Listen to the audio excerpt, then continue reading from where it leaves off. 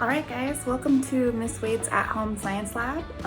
We're going to do an experiment to create our own pH testing scale and test some stuff that is in your kitchen with stuff that is in your kitchen. I've never done this before, I'm not sure if it's going to work, but we're going to give it a go. Materials you might want here would be gloves, coffee filter paper, or you can use just regular white paper without lines in it, a red cabbage, a blender, an adult to help you with the knife and the cutting of the cabbage. And we're also going to boil some water, so you will need that. You also need some stuff to test from your kitchen. Now, we know that I had lots of different things to drink on the day of the crime. One of those things was Coke Zero, one was soda water, one was coffee. I did not drink lemon juice, and one was orange juice, one was regular water, and one was regular coffee. But I also got some milk and some lemon juice, some soap, and I'm gonna find different things in my kitchen to test as well. So step one, we're gonna cut up a quarter of that cabbage into tiny strips and then put it in the blender. At the same time, I'm going to boil some water because we're gonna mix those things together.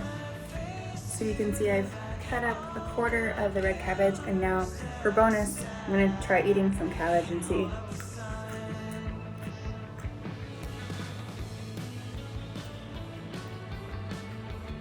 Well, that was a journey. Well, that was just a tiny piece.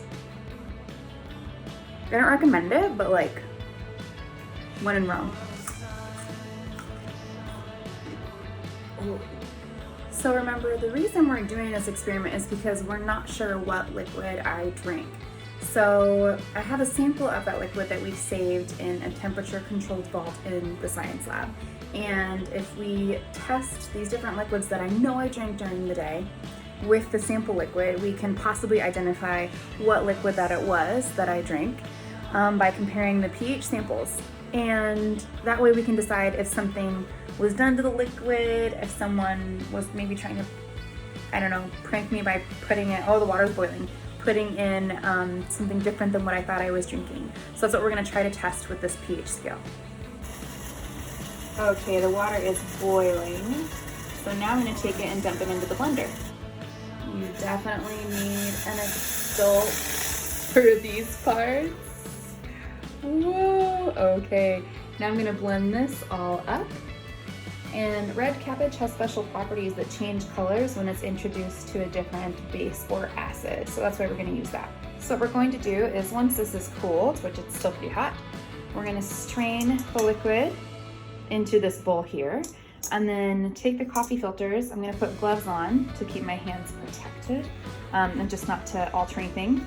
Take the coffee filters, and once the liquid is in there, without the strainer, get the whole paper inside the liquid so that the whole paper is covered purple.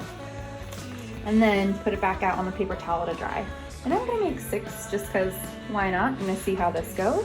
And then we need them to dry overnight before we can use them tomorrow to test the pH. So I would not say this is an experiment that smells particularly good, but that's the liquid that I got out of the strainer. I'm just holding it there. And I have gloves on now. I'm going to dip the coffee filters into the mixture and then lay them out to dry. Okay, so here we go. Ooh, hello. All right. So I'm making sure the paper is totally purple, and then we'll lay it out to dry and repeat for the rest of them.